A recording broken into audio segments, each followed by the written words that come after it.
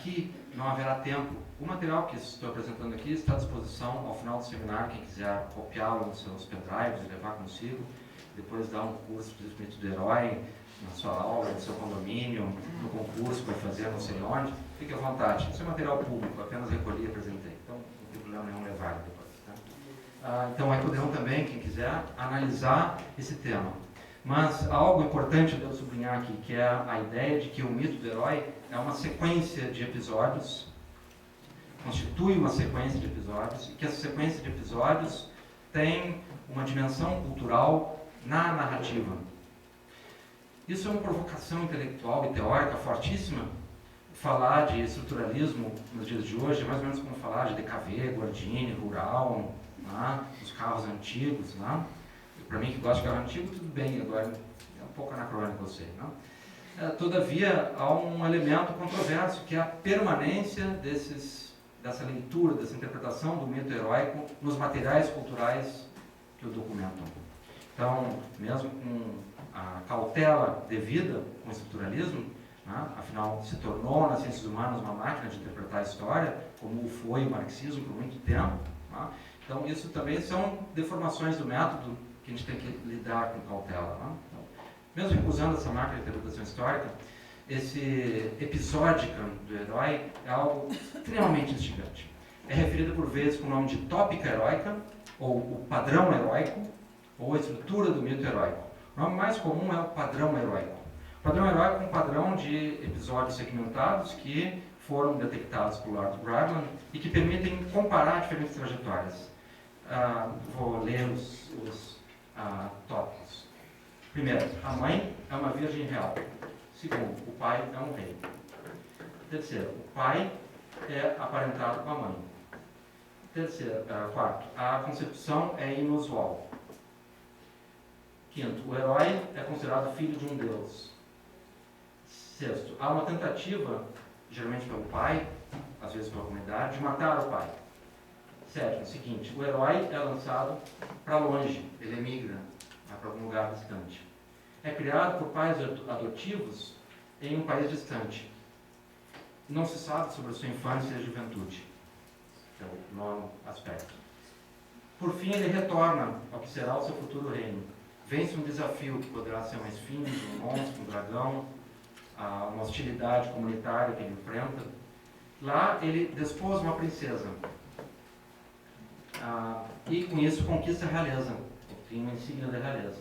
Reina por um certo período em bem-aventurança, prescreve leis, mas no desenvolvimento, no desdobramento disso, perde o favor do povo e ou dos deuses, perde o trono e a cidade e tem uma morte misteriosa, não bem esclarecida ou em circunstâncias inusuais. Essa morte ocorre no topo de uma montanha.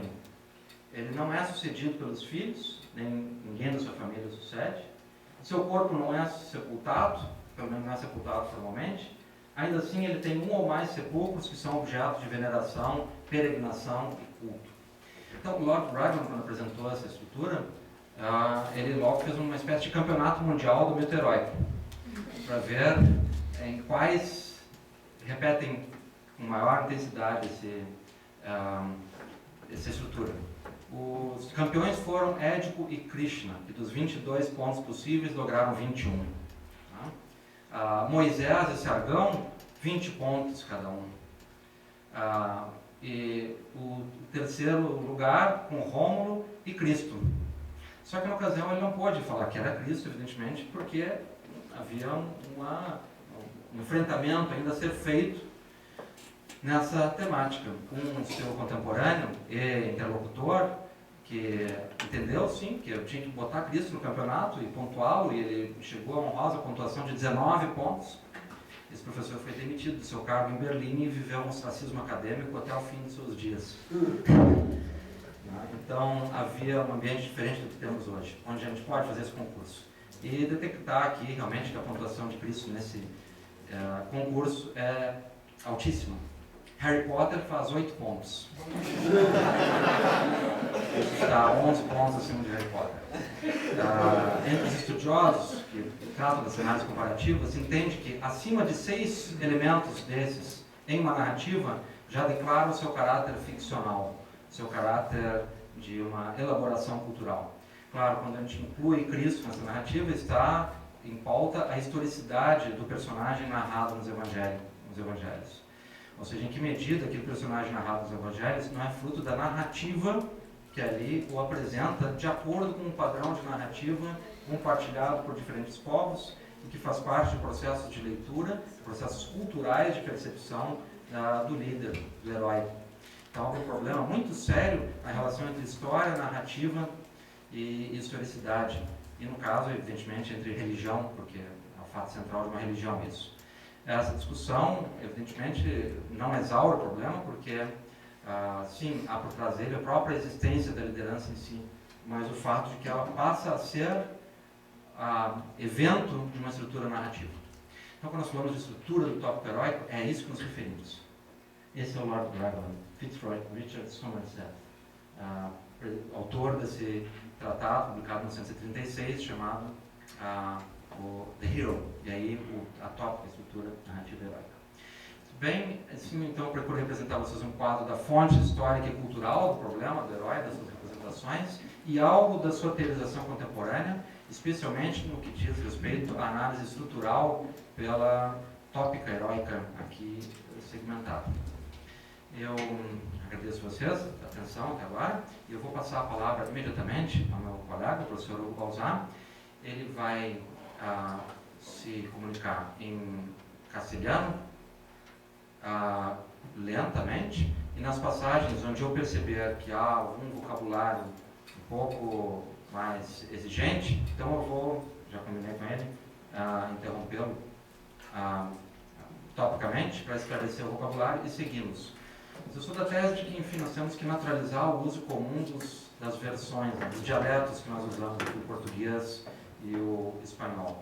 Nada contra que utilizemos o portunhol, que funciona muito bem para se mover nas cidades, né? Mas no meio acadêmico, creio que a gente tem que usar essa circulação do ouvido e da fala dos nossos idiomas recíprocos. Espero que vocês possam compreendê-lo pela razão do que ele explorará. Então, meu caro, ao final nós podemos, portanto, discutir conjuntamente o que eu estou apresentando aqui com o que o professor Balzar vai apresentar. Está bem? Sim? Ele vai falar então. Obrigado, Ati. Buenas tardes. Pido disculpas, queridos colegas y amigos, por no hablar portugués. Pero, como dijo el profesor Marshall, voy a hablar muy lentamente. En primer lugar, quiero agradecer al profesor Francisco Marshall el haberme invitado a estar aquí. Y le agradezco también la presentación elogiosa de mi persona. Con todo, hago dos correcciones. Dijo que Hugo Balzar era una persona extraordinaria. No, una persona normal. Segunda cuestión. Dijo que este seminario se organizó a partir del momento que había visto que en el ministerio había un dinero, cosa que no era habitual, para pagar billete y diarias de los invitados. Segundo error, hubo dinero para el billete, no para la diaria. Tercera cuestión, de la exposición que él hizo me resta muy poco para decir ahora. De todos modos, el haber mostrado toda una perspectiva iconográfica, eso enriquece mucho, y su lectura iconológica más aún. Permítanme, de lo que mostró el profesor Marshall, decir dos cosas antes de mi exposición. Él mostró la estatua ecuestre de Marco Aurelio, que está en la plaza diseñada por Miguel Ángel, como dijo, frente al Museo Capitolino. Hace unos años, el alcalde de Roma, el Sindaco, retiró la estatua para restauro. Y una vez que la retiró, el alcalde era miembro del Partido Comunista y había sido alcalde, Sindaco, por el Partido Comunista, dijo que en realidad lo del restauro era una excusa, que él no iba a poner en el centro histórico de Roma la estatua de un emperador mientras fuera Sindaco. Y la estatua estuvo retirada para restauro muchos años, y en Roma era como si hubiera un cuerpo sin ombligo, faltaba la estatua. Cuando terminó su sindicatura, volvieron a poner la estatua en su lugar. Digamos que tiene todo un símbolo. alcaide, prefeito, síndaco, o equivalente ao nosso cargo de prefeito. Y la segunda cosa, cuando aludió a las reelaboraciones del mito de Edipo, quiero comentar que en Argentina, en mi país, se representó una obra de Steve Berkoff que se llama Greeks y que se tradujo como a la griega. No sé si han tenido ocasión de verla aquí en Brasil. En esta obra, Steve Berkoff, que es un dramaturgo inglés, muestra una reelaboración del mito de Edipo. Y cuando se devela la verdad, cuando ocurre la peripecia y cuando Edipo, en lo más alto de su destino, de golpe se desmorona, como dice Aristóteles en la Poética, Edipo, en el momento en que Yocasta se retira para suicidarse, según el mito, la toma del brazo y se espera un momento. Dice, ¿tú eres mayor de edad? Sí, yo también. ¿Tú lo pasas bien conmigo en la cama? Sí, dice Yocasta. Yo también. Dice, olvidémonos del mito y sigamos juntos. Es decir, una vuelta de tuerca, porque Berkoff quería señalar que una cuestión de orden privada, como podría ser la relación de Yocasta con Edipo, era un detalle menor en medio de la crisis británica, donde había desocupación, desempleo y crisis económica. Esta simple anécdota sirve para mostrar cómo el mito es una narración histórica que está situada en un tiempo intemporal, si vale la tautología, en un tiempo mítico, y que basta que un creador se acerque a él, lo asuma, lo elabore, lo resemantice y lo recree, ciertamente sin variar la estructura básica del mito. Y antes de comenzar mi exposición, querría destacar dos cosas. Cuando uno habla de mito, debe situarse en un horizonte donde se debe distinguir mitología de mitografía. Es un poco lo que Barbour distinguió entre iconografía e iconología. La mitografía es un mero recuento del mito, una especie de catálogo bibliográfico, sobre lo cual casi no se puede innovar. Desde la famosa biblioteca de Apolodoro en adelante, uno tiene la mitografía. La mitología, en cambio, es una reelaboración teorética sobre el mito, es una exégesis, es una lectura, es una interpretación. Entonces, uno debería atender a que la clave, el quid de esta historia de la cultura, sería la mitología. Y cuando uno habla de mitos, se sitúa, por supuesto, por lo general en la arquitectura helénica, en el mito griego. Pero eso no significa que otros pueblos no tengan mito. Incluso según Spencer, no hay pueblo sin mito. Un pueblo que carece de mito carece de vida, es un pueblo muerto, estéril. Todo pueblo tiene una mitología. Lo que sucede es que la mitología griega es 3 milenios milenaria y ha sido tan estudiada, tan elaborada y maneja un corpus tan ordenado que uno la toma como ejemplo, como paradigma. Pero atención que no es la única. La otra cosa que tendríamos que tener en cuenta, vinculado al mito del héroe, es algo que descubre con mucha claridad un micenólogo importante, que es Martin Nilsson, un famoso historiador de la religión griega, un sueco, autor de una veintena de libros, donde en un libro muy famoso, que creo que no está traducido, The Phoenician Origin of Greek Mythology, el origen micénico de la mitología griega, que publicó en Cambridge, Massachusetts, en 1932, él explica que la mitología griega se formó en el mundo micénico y que el micénico, que es el proto-griego, es el pueblo que baja del norte al sur a causa de las glaciaciones, se establece en la Hélade y que los micénicos traen la mitología, traen la lengua griega. Y analizando la mitología, dice Martin Nilsson, advierte que los mitos griegos giran sobre la casa del poder. No hay mito griego que esté volcado al esclavo, no hay mito griego que se dedique al hombre común. El que no es rey es reina, y la que no es reina es princesa. Piensen en cualquier mito que se les ocurra. Edipo, Layo, Antígona, Ismene, todos pertenecen a la realeza. Y más aún, explica Nilsson que en el mito griego el eje constitutivo es el poder. ¿Cómo se consigue el poder? ¿Cómo se conserva el poder? ¿Cómo se transmite el poder? Borren, por ejemplo, Edipo y pongan cualquier personaje. En mi país podría ponerlo Kirchner, y el Kirchner funciona. Es decir, es un tema de poder. Entonces, el mito heroico está conectado con el poder. Y el poder, para Nilsson, es el eje constitutivo del mito griego, entre otros temas. Pero digamos, el eje vertebral, la columna vertebral del mito griego, es el tema del poder. Ahora voy a tratar de mostrar, lástima que nuestro amigo Marshall ya se le anticipó, con la distinción de von Hahn y de Ragel, voy a tratar de mostrar cuáles son los patrones heroicos, las invariantes heroicas, para ver si se puede o no hablar de una tipología de héroe. Aun cuando la semántica respecto de la idea de héroe varía con diferentes pueblos y culturas, existen, con todo, determinadas notas que permiten advertir en el marco de la cultura occidental un canon o paradigma heroico. Los héroes, como los santos, son en rigor arquetipos culturales en torno de los cuales se articula el imaginario de los pueblos. Desde el punto de vista psicológico, estos seres singulares constituyen proyecciones de lo que los hombres hubieran querido ser, pero que circunstancias adversas les han impedido concretar esos ideales. Esa sería un poco la línea psicológica que arrancaría a partir de los trabajos de Kereji, de Jung, por ejemplo, de entender al héroe como una proyección. En el campo de la antigüedad clásica, conviene advertir la presencia de dos tipos de héroes claramente diferenciados. Unos de naturaleza mixta, hijos de una deidad y de un mortal, a la que lo denominan Geni de hoy.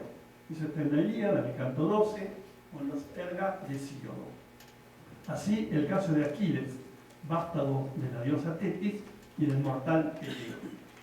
Uno debería recordar esta naturaleza biforme de Aquiles. Aquiles estaba llamado a ser el hijo de Zeus. Zeus, advertido de que el hijo que tuviera con Tetis lo destronaría, se une a cualquier mortal o cualquier dios excepto Tetis. Tetis es el Arreston, hay que detenerse ante Tetis. Y casa Tetis con un mortal, la casa con Peleo. De la unión de Tetis y Peleo nace Aquiles. Aquiles, en consecuencia, es el frustrado hijo de Zeus. Y Aquiles es un personaje que nos sobrecoge, no tanto por su heroicidad, por ser casi imbatible, sino por lo que tiene de humano. Aquiles es como nosotros, Aquiles llora. Y uno de los aspectos más patéticos de la literatura griega es el momento en que Aquiles, en el canto 23 de la Ilíada, se encuentra con Príamo, que ha llegado hasta la tienda de Aquiles para rescatar el cadáver de su hijo Héctor, y ambos lloran. Aquiles llora por Patroclo muerto, Héctor llora por su hijo Héctor muerto. Y cuando le pide el cadáver, está absolutamente compungido Aquiles. Lo que sobresale de Aquiles son las lágrimas. Entonces el héroe griego sorprende por su humanismo y sorprende por las lágrimas. Hay un topos en el tema de las lágrimas del héroe. Por ejemplo, en la literatura española, el Cid Campeador, el gran héroe, el prototipo del héroe medieval, cuando sale desterrado también llora. La canción de Roland, también Roland llora ante la muerte de sus amigos. Así que un tópico del héroe también es el llanto. Otros hijos de padres mortales, tales por ejemplo los que exalta Píndaro en sus epinicios. En efecto, el poeta Píndaro, en sus cantos de victoria, Nemeas, Píticas, Olímpicas, etc., canta a héroes que son ya hijos mortales, ya hijos de dioses. Son estos hombres que, merced a un esfuerzo mayúsculo, han logrado sobresalir desde el común de los mortales, y su brillo dura mientras dura el eco de sus almas. En ese sentido, Píndaro, en una composición famosísima, la Pítica octava, se pregunta qué es el hombre. Y dice, ¿qué es el hombre? ¿Qué no es? Dice, el hombre es el sueño de una sombra. Reitero la imagen. El hombre es el sueño de una sombra. Pero cuando Zeus lo ilumina, es una brillante luz. Es decir, que el hombre es alguien sobre el que pesa la mortalidad. El hombre es una sombra fugaz, efímera, es mera sombra. Salvo el instante fugaz, el kairos, el tiempo sublime, en que la deidad lo ilumina. Y ahí el hombre se convierte también en una especie de ápice de la eternidad. Es como si a través de ese instante de kairos viéramos el rostro de la eternidad. La imagen esta, pindárica, saltó luego a la literatura latina y la tomó Propercio en una de sus más famosas elegías, el libro segundo, en el elegía 19, y esta imagen pasó luego a Shakespeare, pasó a Calderón, y en Mi Tierra la retomó y la trabajó mucho Borges, concebir al hombre como el frío de una sombra. En ese sentido, la poesía y la escultura grecolatinas son dos manifestaciones que le han permitido sustraerse del tiempo voraz y ascribirse a otro tipo de inmortalidad, que es la que confiere el arte. De ese modo, podemos evocar las testimonios del arte escultórica a diversos atletas, así como a las obras pindáricas nos permiten mantener el recuerdo, por ejemplo, de un tal Saumis, acaudalado personaje de la pequeña ciudad de Camarina, que obtuviera la victoria en la carrera de cuadrigas en la Olimpiada 82, según cuenta Pínaro en la Olímpica Cuarta, o el de un tal Agesias de Siracusa, vencedor en la carrera de Carros de Mula, probablemente en la Olimpiada 78, tal como evoca el mismo Pínaro en la Olímpica Sexta. ¿Qué sería de las victorias del tal Saumis o de Agesias no haber sido exaltado por los versos de Píndaro? Merced a la Pítica octava del poeta de Ocio, tales héroes viven en el recuerdo a causa del carácter memorativo de la poesía.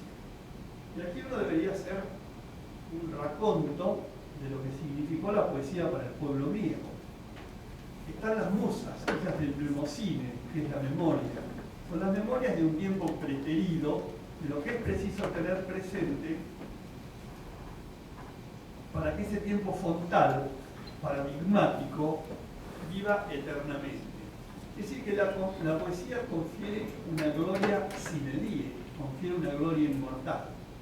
Pensemos, por ejemplo, en la famosa distinción que hace Lessing entre las artes de espacio y las artes de tiempo, siendo las artes de tiempo las que transitan el tiempo, la poesía y la música, y las artes de espacio serían las artes plásticas, escultura, pintura, arquitectura, y hay una preeminencia de las artes de tiempo. Fíjense que del mundo romano, casi todo lo que llegó de artes plásticas llegó destruido, excepto composiciones de Virgilio y de Horacio, han llegado incólumes, han llegado perfectas y han permitido reconstruir, por ejemplo, el mundo augural, cosa que no podríamos hacerlo plenamente si nos atenemos solo a las artes del tiempo, del espacio. Es decir, que hay un privilegio de la poesía para la antigüedad. La mnemocine es eterna, la memoria es la que posibilita ese hilo de Ariadna que nos religa con la tradición. Muchos de estos héroes, me refiero a los héroes evocados por Píndaro, tras la muerte pasan a ser motivo de culto, con lo que, pasados los siglos, por efecto de la distancia temporal y de la imaginación fantástica de los pueblos, que siempre privilegia el pasado como un tiempo mejor, adquieren cierto grado de divinización, convirtiéndose en números tutelares de una familia o bien de una región determinada. Es decir, que en torno del héroe, tras la muerte, se genera un culto heroico. Es curioso porque eso es una cosa que sucede fundamentalmente en Occidente, no tanto en Oriente. En Oriente se privilegia la desmaterialización. En la India, por ejemplo, se quema el cadáver tantas veces cuanto sea necesario para que se desmaterialice. Porque la materia es un lastre que impide la elevación.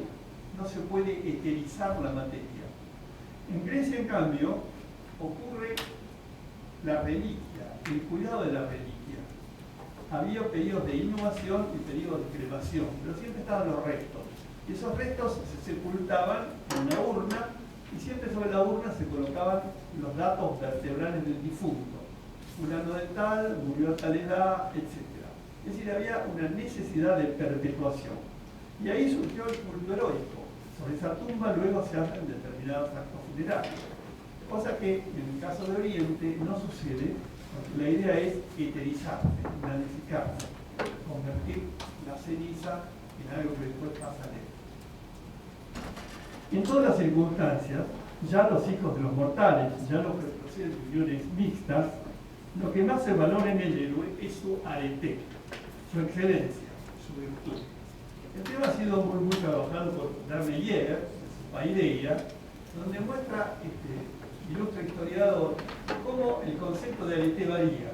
Por ejemplo, en Homero hay una arete heroica, en Hesíodo hay una arete campesina, en época socrática hay una arete filosófica, el cristianismo habla de una arete de la santidad. Así que el concepto de arete es un concepto que naturalmente muda según los tiempos. Chantrain advierte que el culto heroico es muy antiguo en la península helénica y ya hay testimonio de él en época micénica, es decir, en el segundo milenio antes de Cristo. Al analizar el caso de Heracles, prototipo de la figura heroica, el citado Chantrain explica que su nombre se relaciona con el de Hera, la esposa de Zeus. En esa lectura, Heracles no sería sino la gloria de Hera, estado que alcance el héroe tras sortear con éxito las diferentes pruebas a las que la diosa lo somete. Cabe recordar que su nombre originario era Alcire, patronímico derivado del de su abuelo, Anseo. Heracles, en cambio, es un nombre parlante, es decir, un denotativo de determinada cualidad, el que le fue conferido por Apolo cuando, tras vencer las pruebas a que fue sometido por mandato de su primo Alixeo, el héroe pasó a ser servidor de Hera. Les recordarán que la mitografía recuerda que Heracles es hijo de Zeus y Almena, y eso genera los celos de Hera, esposa y hermana de Zeus, que lo somete a un martirologio de 12 pruebas, pensando que va a poder eliminarlo. Y contrariamente a lo pensado, Heracles sale siempre victorioso. Finalmente Hera lo reconoce, lo acepta como un hijo putativo, se le confiere la gloria, se le confiere la eternidad, y Heracles, luego de pasar por la prueba del fuego, donde se purifica, tema muy tocado por Séneca, entre otros, Heracles se convierte en una divinidad rey, es decir, que adquiere divinidad, anula la parte mortal. Respecto de los héroes, Aristóteles sostiene que eran tanto física como moralmente superiores al común de los hombres. Eso está en la Política, libro séptimo, 1332b. Empero, cabe referir que esta definición en ocasiones no es de rigor, pues la naturaleza del héroe es muy compleja, al extremo de que muchas veces hallamos en ella, pese a su excelencia en determinadas cualidades, rasgos grotescos, salvajes, violentos e incluso sanguinarios. Así, por ejemplo, el caso de Ajax durante su locura. Es este un oxímoron o contradicción sobre el que existirá siglos más tarde el romanticismo, cuando, por ejemplo, advierte en la natura del hombre aspectos sublimes junto a otros grotescos, según explica Víctor Hugo en el famoso prefacio al Cranwell. Recordarán ustedes que luego de haber presentado Cranwell y de haber sido puesto en escena con gran escándalo en París, a posteriori colocó un postfacio donde Víctor Hugo explica la historia de la humanidad de otra manera y muestra cómo en las personalidades heroicas hay una mixtura extraña entre lo sublime y lo grotesco. Y explica que justamente ese es el quid, es la esencia del romanticismo.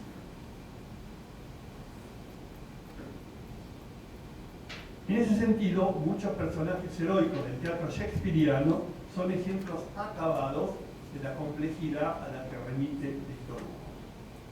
Otra vertiente de análisis se entiende al héroe como un hombre superior, pero en quien anida, paradójicamente, un defecto o imperfección, muchas veces incluso de carácter somático. Así, por ejemplo, la cojera del Lábdaco, el edema en los pies de Edipo, la hediondez de Filoctetes, la marca, en suma, a la que alude Angelo Brelli, que está vista como la esterilización de la fibris, de una soberbia, ya personal, ya de la escritura. y por la que necesariamente debe cumplir un sacrificio para liberarse del estigma o maldición que pesa sobre su figura. En ese sentido, el estoicismo advierte en algunos héroes una cierta culpa, la hamartía, de la que habla Aristóteles en su poética. Tema clave, porque Aristóteles vuelve a tocarlo en la ética nicomaquea, y donde caracteriza la hamartía como una suerte de error trágico, infligida al héroe por una deidad encolerizada porque ha recibido una ofensa y por lo cual debe necesariamente ser castigado. En ocasiones, y a veces sin que el mismo héroe lo sepa, se trata de una culpa que no le compete en forma personal, sino que pertenece a sus ascendientes, pero respecto de la cual debe realizar determinadas labores para aplacar a la dignidad herida y así restablecer la concordia. La mente griega es respetuosa del concepto de moira, es decir, dar a cada cual la porción que le corresponde, según explica con claridad Tucídides en el libro 3, parágrafo 82. Y muy en especial cuando compete a los dioses, y es por el cumplimiento de un castigo inmerecido o involuntario, por lo que ciertos héroes son dignos de compasión, tal como sucede, por ejemplo, con los casos del malhadado Edipo o de Filoctetes. Habría en este momento que hacer una suerte de consideración sobre el concepto de hibris, concepto que se ha puesto muy de moda en estos últimos años, merced al libro de David Owen. No sé si acá en Brasil ha tenido difusión. David Owen, ¿lo ubican? David Owen es un médico psiquiatra, hijo de un ilustrísimo psiquiatra, persona de prestigio, llegó a ser rector de la Universidad de Liverpool y que además fue ministro de Salud Pública en Gran Bretaña y luego fue canciller de Gran Bretaña. Es decir, es una persona que conoce la psiquiatría desde dentro y conoce el poder desde dentro porque fue ministro y fue canciller. Entonces este David Owen ha publicado recientemente un libro que en mi país provocó escándalo, que se llama El síndrome de hibris. El síndrome de hibris. Y en el cual explica que el poder tiene la capacidad de cegamiento. Es decir, uno tiene poder y de golpe confunde lo público con lo privado. Y que el poder imposibilita que uno tenga una visión normal. Entonces él como psiquiatra se pregunta, los que tienen poder, ¿llegan al poder porque son seres excepcionales o munidos del poder ejecutan acciones que están rayadas en la hibris? Esa es un poco la esencia del libro. Y empieza a analizar una enorme cantidad de personajes de la política contemporánea que en su opinión de médico padecen el síndrome de hibris. Si bien la codificación planteada por la medicina internacional no considera una enfermedad la hibris, sino un estado transitorio que puede padecer tal o cual persona, David Owen, como psiquiatra, dice que la hibris es una enfermedad, y que es una enfermedad del poder. Y analiza infinidad de casos. Un caso emblemático, por ejemplo, y que lo analiza en detalle, es el caso de Bush y la guerra entre Oriente. Y dice que eso arranca como un acto de poder. Que Bush, cegado por el poder, confunde la realidad, no distingue con claridad nada y que está absolutamente cerrado a toda influencia externa. El que padece esa hibris está imposibilitado de escuchar, está absolutamente ensimismado. Entonces vuelve a tocar el tema de la hibris, vuelve a tocar el tema del poder y vuelve a tocar el tema del ego. Así que el libro de David Owen, El síndrome de hibris, es un libro que provoca un revival de toda la temática del héroe antiguo y su permanencia en el mundo contemporáneo, sin que nos demos cuenta. Como aún bajo formas democráticas existe un poder absolutamente totalitario que dirige las líneas vertebrales del mundo político contemporáneo. Entonces, si uno presta la atención a la palabra hibris, fue traducida al latín como superbia y en español como soberbia. Se trata de una desmesura, de ir más allá de los límites fijados, de la transgresión de un orden establecido, contraria a la frónesis, que es el pensamiento prudente, razonable. En ocasiones, la hibris va seguida de ate, que es la ceguera, la obcecación, que implica la persistencia en el error, según los griegos por ignorancia. Pero lo que es más grave, ate, incluso que la misma abstinencia. Para una línea de análisis, ate está sentida como una deidad o como una fuerza que, cuando nos ve vacilar, no pretende lanzarnos al abismo, de donde la debatida cuestión: ¿somos en verdad dueños de nuestros actos o una fuerza ingobernable nos domina a voluntad? Interrogante, ¿no? Para el helenismo clásico, si bien los hombres aparentemente tenían la posibilidad de escoger, así parecen haberlo hecho Aquiles, Odiseo u otros héroes del panteón heroico, por fuerza de necesidad, un hado orientaba sus acciones hacia un destino que no podía ser modificado. Osar alterarlo implicaba la permisión de que intentara hacerlo. La noción de libre albedrío, en consecuencia, tenía sus límites, ya que sobre ella pesaba una psyche, un destino inquebrantable. No hay para los mortales peor daño que el hado inevitable, dice el Tex Mexa de la filosofía. Las connotaciones semánticas del término hybris no tienen hoy exacta equivalencia con la idea que esa palabra tenía para los griegos. En Occidente han transcurrido 2 milenios de cristianismo y con esta creencia la noción de pecado y el alejamiento del determinismo. Para el helenismo, hybris consistía en un comportamiento incorrecto contra un orden establecido por designio de la fatalidad, un desarreglo impiadoso que alteraba la armonía del cosmos. Visto de los cielos de los inmortales, una acción que los incomodaba, por lo que necesariamente debía castigarse a quien lo hubiera cometido. Así, por ejemplo, Ajax o Ileo se jacta de haber sobrevivido de un naufragio pese a la cólera de Afrodita, pero la diosa lo ha escuchado y los iba por tanto a un final desastrado. O el caso de Edipo, que, siendo un simple mortal, despreció el saber del anciano Tiresias, sacerdote de Apolo, o bien cuando éste mismo se vanaglorió de haber vencido a la Esfinge, sin ayuda de los dioses, valiéndose solo de su saber, con lo que pretendió entronizar la aparente autosuficiencia de la razón humana. Releo esta línea. Dice, o el caso de Edipo, cuando éste se vanaglorió de haber vencido a la Esfinge sin ayuda de los dioses, valiéndose solo de su saber, con lo que pretendió entronizar la aparente autosuficiencia de la razón humana. El tiempo, pues supremo, habría de mostrarle su terrible verdad. Sin saberlo ha matado a su padre y también sin saberlo unió a su progenitora. Pindar lo dice, todo lo saca de la oscuridad, todo lo oculta de la luz, el largo e incantable tiempo, lo dice también Sófocles en el Aya.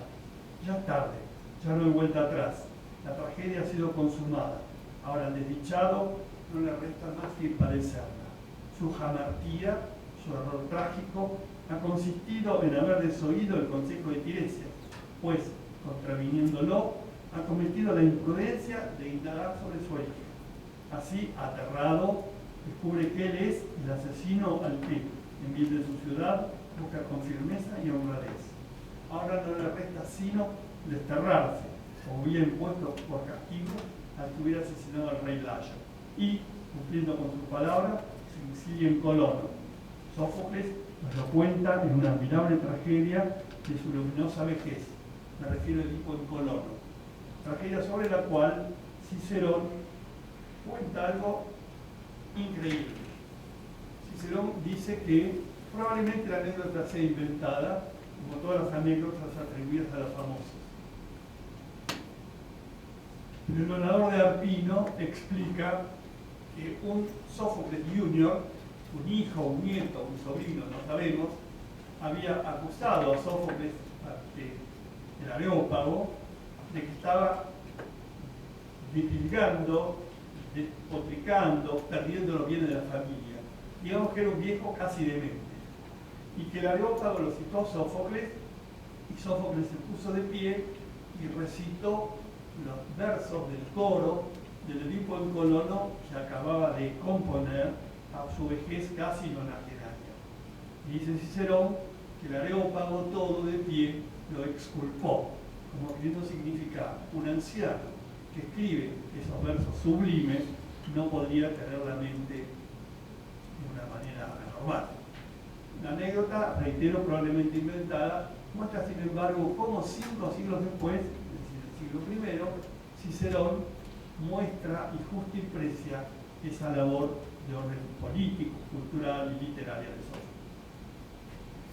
Los otros héroes, los de naturaleza semidivina, los que emite hoy, son los que presentan sesgos del análisis más sutiles, porque en esos casos su proceder se conecta con el propósito de orientar todos sus actos en pro de superar el aspecto mortal de la naturaleza. Y son héroes que son mitad mortal, mitad inmortal, hijo de un hombre y de una deidad. Entonces el héroe se esfuerza por anular la parte mortal para tener una divinidad plena. Esta circunstancia conlleva consecuentemente un proceso de desmaterialización, a fin de que la porción divina de su ser se libere del lastre que le significa la parte corpórea de su persona. El lenguaje platónico permite que la psique, el alma, se desate de las ataduras a las que la somete el soma, el cuerpo. Eso está en Platón, en el Gorgia 493. Por ejemplo, Heracles se libera de la parte mortal, procedente de su madre Arquimena. Dioniso, aunque lo tomamos como deidad, se libera de su parte mortal, procedente de su madre Ágave. Cristo, si lo consideramos desde esta misma tipología, también se libera de su parte mortal, la Madre María. Es decir, todos adquieren una divinidad plena. Sucedió, por ejemplo, con Heracles, donde logró su purificación definitiva, incluso tras el fuego. Una tragedia de Séneca, Hércules, en el monte Eta, nos muestra la apoteosis de este héroe tras su victoria sobre el fuego. En ese sentido, Heracles, o Hércules en la versión latina, deviene un Herosteos, un héroe divino, tal como lo celebra Píndaro en una de sus composiciones. Me refiero a la Nemea Tercera en el verso segundo. Nos llama Herosteos, un héroe divino. En ocasiones, las labores del héroe, tal por ejemplo el caso del héroe, de Heracles, han sido consideradas por los estoicos como una alegoría de las fatigas que debe padecer el alma antes de alcanzar su liberación definitiva. Recuerdo sobre el caso de Heracles un bello y extraño y discutible libro de Marcel Simon. Marcel Simon era un profesor de historia de las religiones, judío, especializado en secta gnóstica, autor de un libro sobre el posible lenguaje de Jesús, tratando sobre el arameo. Era profesor de la Universidad de Estrasburgo, fue el maestro de Robert Schilling, y él escribió un libro que se llama Hercule et le Christianisme, Hércules y el cristianismo, colocado por la Universidad de Estrasburgo en 1955. Y en este libro parangona las labores de Heracles con el martirologio de Cristo. Y advierte que tanto Heracles como Cristo proceden de una naturaleza mixta, hijo de Dios y de una mortal, que ambos padecen un martirologio, ambos están sometidos a una serie de fatigas. En el caso de Heracles, 12 trabajos, en el caso de Cristo, 12 apóstoles, y que luego, tras una muerte liberadora, alcanzan una divinización plena. Y explica Marcel Simon, como una hipótesis, como un desideratum de su ideología, que curiosamente, por razones históricas, el mundo devino cristiano. Que si en cambio se hubieran dado las cosas con otra orientación de orden histórico-político, probablemente el mundo, en lugar de ser cristiano, sería heraclíteo, es decir, habría una devoción por Heracles. Lo dejo como una interpretación de Marcel Simon. Ahí está siempre la discusión que tiene que ver, por un lado, con un acto de fe, una decisión sentimental de que tiene una creencia en Cristo, no se pone en duda la historicidad de Cristo, pero estaría la línea que arranca de los evangelios canónicos en contra de lo que plantean los evangelios apócrifos, ¿no? Es decir, es toda una discusión, pero indudablemente en la figura de Cristo, al margen de la credibilidad de cada cual, hay elementos que pertenecen a la historia, otros que pertenecen al folclore y otros que pertenecen a una tradición mítica, como el doctor Marshall acaba de referir recientemente. En ocasiones, la idea del héroe en el ámbito latino sufrió una mutación a causa de su mixtura con la noción de genius. De ese modo, el héroe se convirtió en una suerte de numen que protege a la familia o a la región que le tributa culto. Por lo demás, los héroes debido al aspecto sobrenatural de sus acciones, se apartan cada vez más del marco de una cronología natural para ascribirse al tiempo mítico de la leyenda. Uno podría pensar, por ejemplo, en el caso de la literatura, de la historia latina, el tema vinculado con Augusto. Augusto era sobrino nieto de Julio César, fue el hijo elegido por este, César le brinda su nombre al morir, y Augusto hereda el nombre de su tío abuelo y hereda el nombre con una potencia y la pertenencia a la gens Iulia, que míticamente se retrotraía hasta Venus. Entonces Augusto orientó toda su política hacia la idea de la divinización imperial. Entonces, cuando un año después de la muerte de Julio César, sucedida en el siglo de marzo del 44, el asesinato, un año después se celebraba en el ámbito ritual la apoteosis de César, un cometa surcó el firmamento de Roma. Y los arúspices, los sacerdotes adivinatorios, dijeron que era el alma de César que se elevaba llamada por Júpiter. Esa circunstancia fue aprovechada por Julio César Octaviano, constituido Augusto, para la divinización de su tío, con lo cual divinizaba a su familia, divinizaba a su gens. El tema orienta hacia una divinización imperial y hacia la politización del poder. El tema este ha sido muy bien explanado por Paul Zanker, un famoso profesor historiador alemán, que es profesor en la Escuela Normal Superior de Pisa, en un libro que se llama Augusto und der Macht der Bilder, Augusto y el poder de las imágenes. Un libro bellísimo donde muestra cómo toda la política augustal está orientada a la consolidación del poder. En ese sentido entran en juego muchos elementos, y ahí entra en juego Virgilio, que Virgilio se vio obligado por Augusto a establecer una suerte de divinización de la casa imperial. Y Virgilio debió hacer la Eneida en contra de su voluntad. Augusto le pide, le exige, casi le ordena hacer la Eneida, y hay una recusatio de parte de Virgilio. Varias veces le dice, no, yo soy un poeta pastoril, Apolo me tiró de la oreja, me dice, tú no debes cantar combates, tú debes cantar temas de campo, temas de pastores. Pero sin embargo, la insistencia de Augusto determinó a Virgilio que debía ser el poeta. Y más aún, cuando Augusto llevó la guerra contra los cántabros, hay testimonio de que en 3 oportunidades mandó un mensaje, imagínense, a caballo, con un chasqui, 20 días de cabalgata, donde le dice, ¿y qué hay de mi poema? ¿Qué hay del poema que te pedí? ¿Qué hay de la exaltación de mi gloria? Y Virgilio calla, pero sin embargo, gradualmente fue ocupándose de elaborar el poema. En ese sentido, habría que pensar en el momento final de Virgilio. Virgilio se encuentra con Augusto en Grecia. Augusto venía victorioso del Oriente, lo invita a sumarse a la galera imperial y regresar al puerto de Brindisi. Y Virgilio dice que primero quiere visitar la ciudad de Megara y Blaer. Y allí parece ser que se insola, se enferma, y ahí comienza ese peregrinaje que lo lleva a la muerte 3 días después.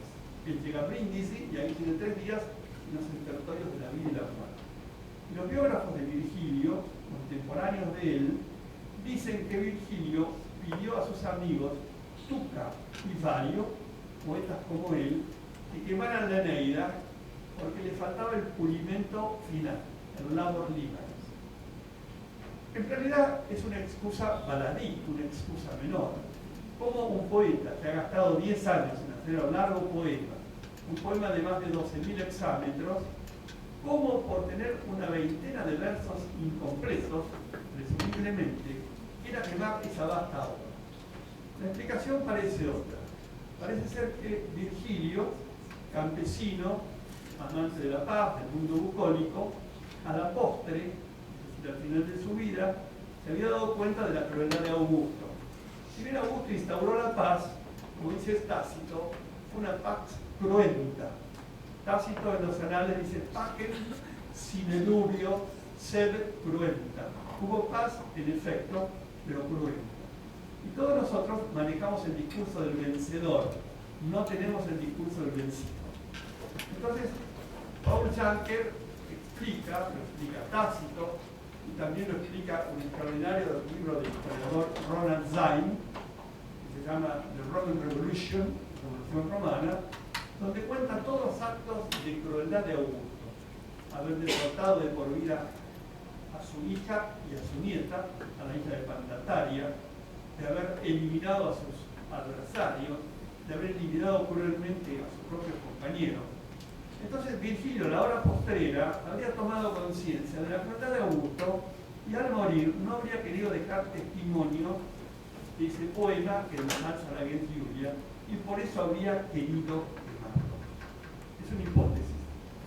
A eso se suma un maravilloso libro de Hermann Broch, La muerte de Virgilio, de Dr. Virgil, donde Hermann Broch dice, esa es una hipótesis novelística, que cuando Virgilio, en el momento final vio logos, con mayúscula, lo divino, se dio cuenta de que lo divino es inefable, que el lenguaje no alcanza a expresar la divinidad, y que entonces todo lo que había escrito estaba de más, y por eso quiso quemarle el reino.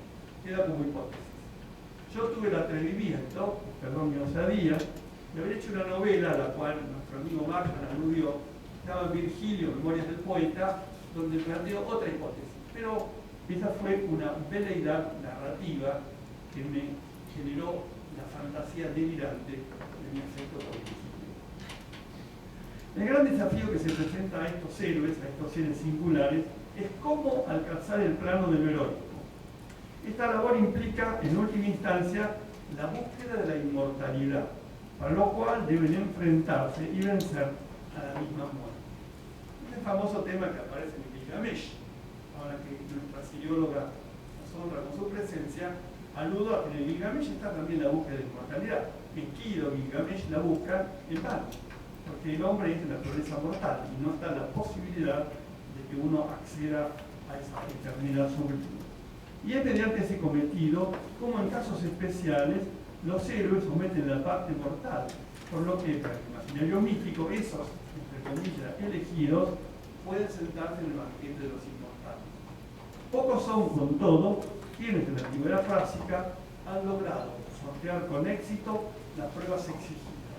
Y entre estos, los ejemplos paradigmáticos los constituyen el ya citado Heracles para los dorios y Teseo, su héroe simétrico, para los áticos. Estos son tenidos como modelos heroicos por antonomasia, por lo que de sus actos pueden extraerse ejemplos para luego delinear el canon de la figura heroica.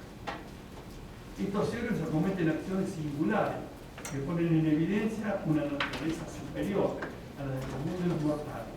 Así, por ejemplo, Teseo, cuando vence al Minotauro, Perseo al decapitar a la temible Medusa, Edipo al librar a Tebas del flagelo Delfín, o Belerofonte, por ejemplo, cuando logra matar a la quimera. En todos ellos, tal como he puntualizado, el caso paradigmático parece ser de Heracles, quien, aceptado finalmente por Hera, logra que Zeus le permita casarse con Hebe, la juventud, gracias a lo cual logra evitar el deterioro a que son sometidos los cuerpos con el paso del tiempo. En ese orden creo pertinente recordar el caso de la Sibila, que pidió al dios oracular una vida tan larga como granos de arena pudiera contener en su mano, olvidando la desdichada pedir la eterna juventud. Ustedes recordarán el caso famosísimo de la Sibila, esta pitonisa, esta sacerdotisa, que entregada a Apolo le pide como gracia que le conceda tantos años de vida como granos de arena pudiera contener en la mano. Pero la desdichada se olvida pedir la juventud. Y por esa causa, Petronio, romano, siglo I, en su Satyricon, nos cuenta que la pobre, la Sibila, envejeció de tal manera, a fuerza de tanto reducirse y arrugarse, que fue confundida con una cigarra, es decir, devino un insecto, se transformó en un insecto. Y cuando los niños, burlándose de su aspecto extremadamente diminuto y grotesco, le preguntaban, Sibila, ¿qué tal es? Sibila, ¿qué quieres? Ella, dolida, les respondía, apostanamente, quiero morir. Es decir, de nada vale una inmortalidad si uno no logra una juventud eterna. De nada vale perpetuarse una vejez si esa vejez nos conlleva a una vida artificial dependiente de la medicina. Es decir, hay que tener conciencia del límite, hay un árbitro, hay un basta de nuestro vivir. Muy pocos héroes, como el Prometeos Heracles, logran ascender hasta el Olimpo y morar en él con los restantes dioses. Otros, en cambio, solo acceden a los campos elíseos, donde no llevan una vida de bienaventuranza, como en la morada olímpica, pero tampoco de sufrimiento, como sucede en el Hades. Aquiles, Héctor, Patroclo, Menelao, Odiseo, Anquises son algunos de esos seres que, según el imaginario de los antiguos, superó la simple condición mortal y por lo excelso y aguerrido de sus acciones lograron ingresar en los locos Amoeni. Parecido, por ejemplo, en los Sergas, en el 170, los héroes en rigor no aparecen propiamente como muertos, sino sustraídos de esta vida terrenal y transportados a un lugar geográfico ideal, las islas de los bienaventurados.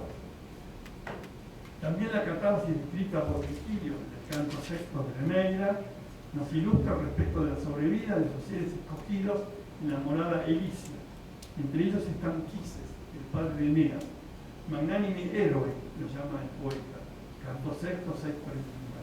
Estos, para la fantasía de la antigüedad, habitan en el Casmundo, sitio privilegiado, carente de dolor.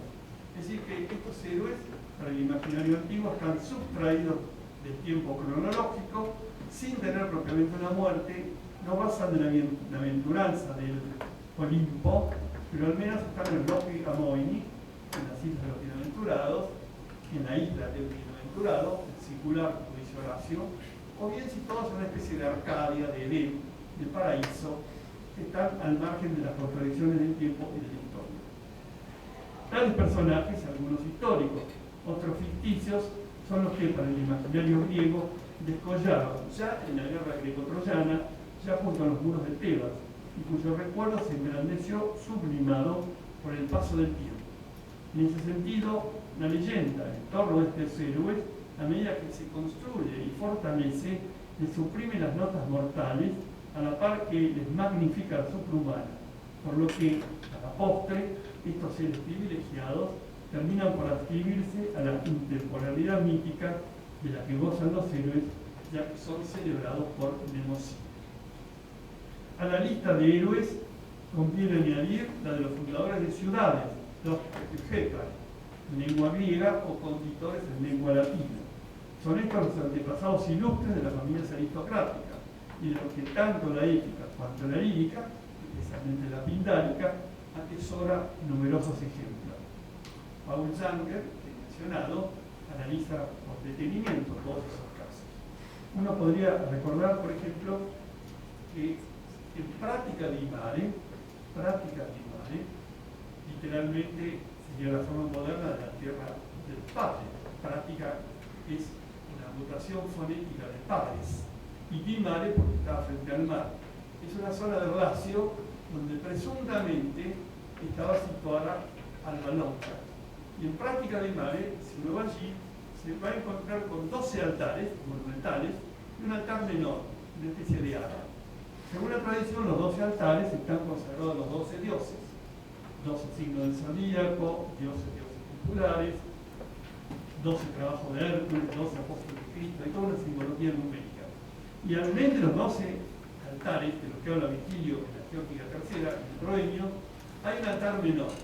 Ese altar menor, que no es propiamente un altar, sino que es un ara, probablemente esté consagrado a Rómulo, el fundador de la ciudad.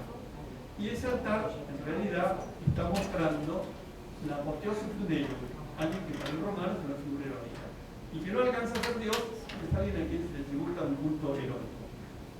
Eso está en Prática di Mare. Al respecto, Martin Nilsson refiere que la mayor parte de los mitos griegos se remonta al menos a la época micénica, porque están fundamentalmente relacionados con ciudades y con los grupos de poder, que eran importantes en la última edad del bronce, pero no en periodos posteriores. Las figuras evocadas en tales mitos aluden a esos seres sobresalientes, cuyos nombres en la memoria histórica devinieron topónimos. La evocación de estos seres y el culto a su memoria se conecta con la consolidación de las familias aristocráticas y, por extensión, con la forma de conservar el poder, lo que muestra, dentro del vasto campo de análisis de la mitología los lazos que religan la ideología de las familias dominantes. Lord Raglan, en un trabajo que ha alcanzado notoria celebridad, The Hero, publicado en Londres en 1937, establece un patrón o paradigma de estos arquetipos en el que distingue 22 motivos, la mayoría de los cuales, aunque destaco no todos, se cumple a la hora de la conformación de un mito heroico. No voy a referirlos porque ya el profesor Marshall ha aludido a ellos y además gráficamente, con muy buen criterio didáctico, los mostró en pantalla. Ahora, frente a la pretendida rigidez formalista del esquema de Lord Raglan, Angelo Brelich, un estudioso que vivió en Italia, de origen rumano, en un libro singular, no traducido, Diego y Greci, un libro realmente espléndido que publicó en Roma, en el Museo del Ateneo, en 1978, subraya, frente a la rigidez de Raglan, que no existe un esquema del mito heroico, sino que existen temas míticos recurrentes en la mitología heroica, al igual que en la divina, en un número limitado con relación al número de personajes. De ese modo, Marshall ha destacado, por ejemplo, a Harry Potter, 8 características, en Cristo 19, en Moisés otro tanto. Es decir, que había un patrón cultural, definido por Raglan en 22 motivos míticos, pero que esos se van entremezclando. Eso dio lugar a una polémica entre los formalistas y los estructuralistas. Los formalistas rusos con Proust y los estructuralistas con Levi-Strauss han tratado discusiones. Pero de todas maneras uno no puede negar la existencia de motivos heroicos como invariantes, aun cuando no se cumpla la totalidad de las planteadas por Raglan. Tales mitemas, en ocasiones, se ordenan formando nudos semánticos, que son lenguajes de Levi-Strauss, que si bien no son absolutos, permiten al menos la construcción de un tramado de figuras con rasgos y características heroicas similares, lo que induce a conjeturar que el hombre, en su estructuración fantástica, formó distintos tipos y comarcas la imagen de un posible ideal de hombre, y esta siempre presenta rasgos semejantes. Por ejemplo, Marshall ha mostrado en el arquetipo heroico el hombre sobre un caballo, y la imagen del héroe ecuestre es un tópico que realiza toda la historia cultural de Occidente. Incluso se han hecho numerosísimos estudios acerca del caballo, si las dos patas están hacia adelante, si uno está adelante, si la otra está atrás, si las dos patas están levantadas. La semiótica que estudia el arte ecuestre, en ese sentido ha sido prodigiosa y pródiga, ha dado numerosísimos trabajos. Borges, en un trabajo que se llama un estudio sobre Palermo, en el barrio de Buenos Aires, se burla con mucha ironía, con el sarcasmo que lo caracterizaba, de toda esa tipología heroica del héroe montado sobre un caballo. Borges se llama el chúcaro ecuestre, una forma grosera de aludir al caballo, ¿no? Independientemente de la etiología que han conformado las figuras heroicas, uno de los rasgos funcionales que distingue un héroe de quien no lo es, consiste en que aquellos, a los héroes, se les rinde un culto de carácter público, mientras que al común de los mortales se les rinde uno de carácter privado. Walter Burkert ha estudiado con detenimiento cuáles son las notas y características del culto heroico, así como también en qué difiere este del tributo a los dioses. Cabe destacar que el mundo de la epopeya y de los dramaturgos, además de detenerse en el fin, en la mayor parte de los casos trágicos de los héroes, atiende al esfuerzo de estos, vano en la mayor parte de los casos, por superar el carácter aciago que el destino impone a la condición humana. La tragedia, por lo demás, subraya la soledad del héroe a la hora de llevar a cabo su accionar. Entre otros motivos que caracterizan la figura heroica y que permiten sugerir un canon o paradigma, los más frecuentes son el fonos accusius, es decir, la muerte involuntaria, del que, sin desearlo,